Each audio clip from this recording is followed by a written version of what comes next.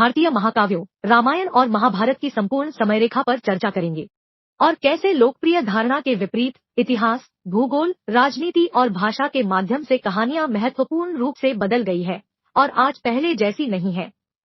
अब रामायण और महाभारत की समयरेखा खोजने के कई तरीके हैं, लेकिन हम इसे ऐतिहासिक या तथ्यात्मक समयरेखा के माध्यम से करेंगे, जहां हम स्वीकार्य ऐतिहासिक, पुरातात्विक और वैज्ञानिक आंकड़ों पर चर्चा करते हुए अतीत से वर्तमान की ओर बढ़ेंगे।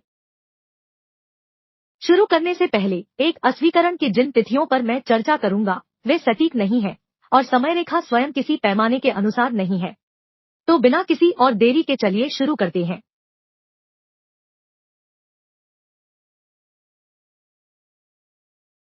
इतिहासकारों के अनुसार वैदिक सभ्यता लगभग 3000 वर्ष पूर्व 1500 से 600 ईसा पूर्व गंगा के मैदानों में फली फूली, जिसे वैदिक काल कहा जाता है।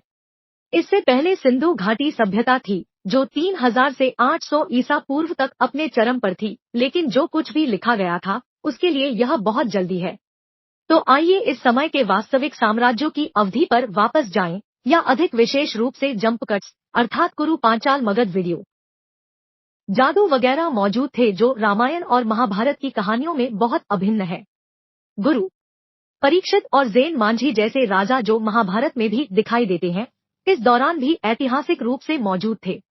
तो दो कहानियों का मुख्य आधार और उसका संदर्भ वैदिक काल के दौरान बनाया गया था। लोकप्रिय कहानियां नहीं थी, लेकिन इस दौरान निश्चित रूप से रचना की गई थी।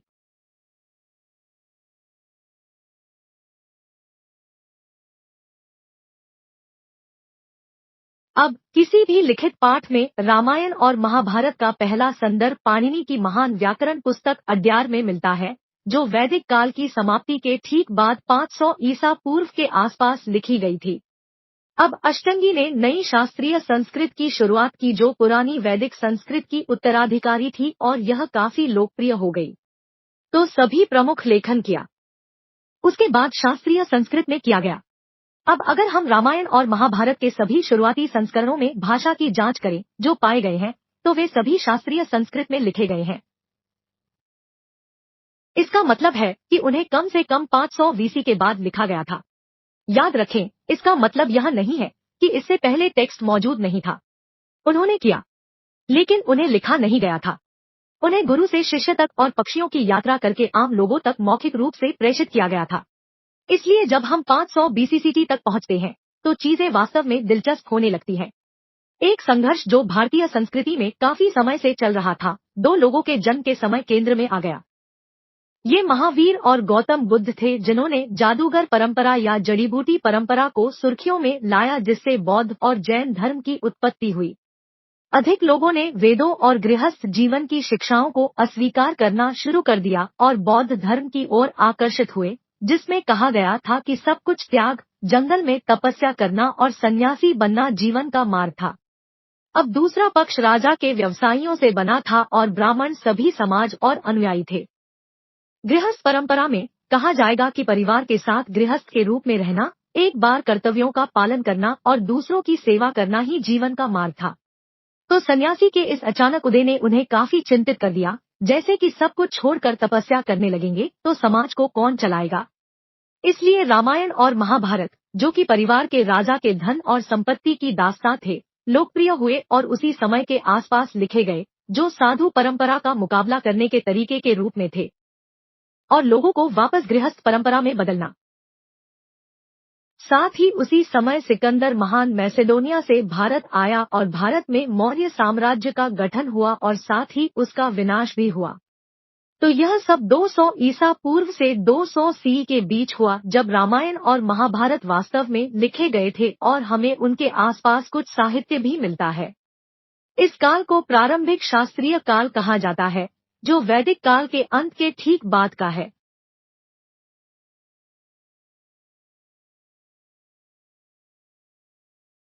अब 200 ईस्वी से 600 ईस्वी तक गुप्त साम्राज्य अपने चरम पर था और पूरे यूरोप को भारत और चीन से जोड़ने वाला प्रसिद्ध रेशम मार्ग भी कार्य कर रहा था।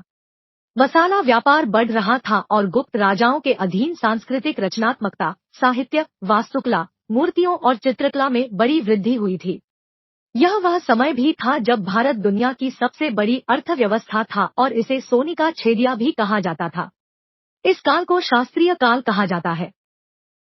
इस समय के दौरान साहित्य में बढ़ती रुचि के कारण रामायण और महाभारत पूरे एरियन भूमि में अधिक से अधिक लोकप्रिय हो रहे थे।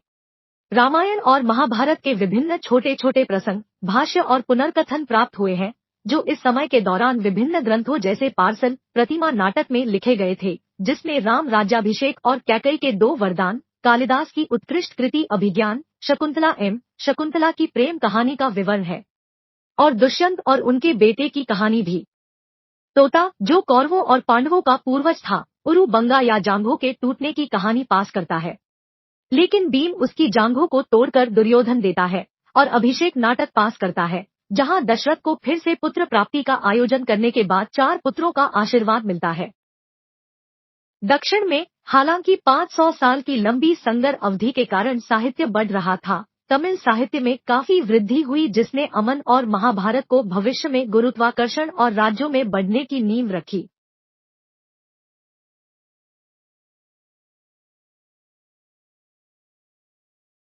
अब 600 सी 2000 सी के बीच की अवधि को देर शास्त्रीय काल या प्रारंभिक मध्यकालीन काल कहा जाता है। इस समय के दौरान रामायण और महाभारत की व्यापक लोकप्रियता के कारण गृहस्थों के बीच चल रहे संघर्ष में भारी गिरावट आई और बौद्ध और जैन धर्म की साधु परंपराओं ने पीछे की सीट ले ली। रामायण और मार्गरेट इतने लोकप्रिय हुए कि उन्हें अलग अलग क्षेत्रीय भाषाओं में दोबारा बताया जाने लगा। तब तक यह ज्यादातर संस्कृत थी, लेकिन पाठ को अधिक आम लोगों तक पहुंचाने के लिए उन्हें विभिन्न क्षेत्रीय भाषाओं में फिर से सुनाया जा रहा था।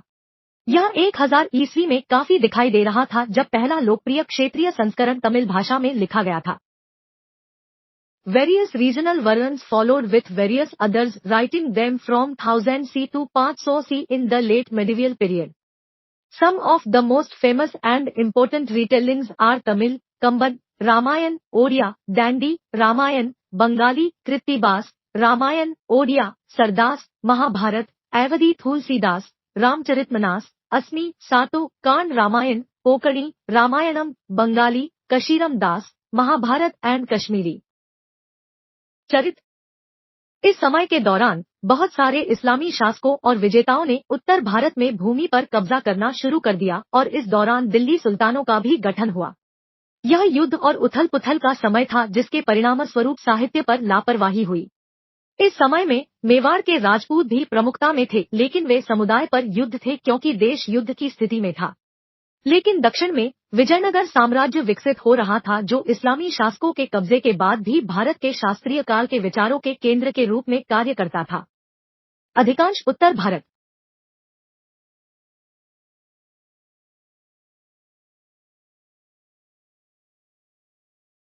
इसके बाद 1500 से 1857 ई तक का प्रारंभिक आधुनिक काल आया, जिसमें भारत में मुगल साम्राज्य के उत्थान और पतन के साथ साथ ईस्ट इंडिया कंपनी के माध्यम से ब्रिटिश औपनिवेशिक शासन की शुरुआत हुई। यद्यपि यह काल अकबर के शासनकाल के दौरान युद्ध और उथल पुथल से भी रंगा हुआ था, साहित्य और कला ने फिर से प्रमुखता प्राप्त की। इसने रामायण और महाभारत का उर्दू और फारसी में अनुवाद किया, जो उन्हें लोगों के एक बिल्कुल नए समूह रामायण से परिचित कराता है। उर्दू में पोथी राम और महाभारत के रूप में अनुवाद किया गया था। फारसी में रज़मनामा या युद्ध की पुस्तक के रूप में अनुवाद किया गया था। लेकिन औरंगजेब के शासनकाल के दौरान औरंगजेब के क्रूर तरीकों के कारण साहित्य की फिर से उपेक्षा की गई और यहाँ तक कि नष्ट भी कर दिया गया। सिखों और मराठों ने उनसे काफी समय तक लड़ाई लड़ी और आखिरकार मुगल राजवंशों का महत्व कम हो गया और ब्रिटिश ईस्ट इंडिया कंपनी अधिक से अधिक प्रमुख हो गई, मुगलों के अंतिम का सफाया कर दिया और सिखों को हराने में भी सक्षम हो गए, और मराठा और देश में सबसे अधिक शक्ति प्राप्त करते हैं।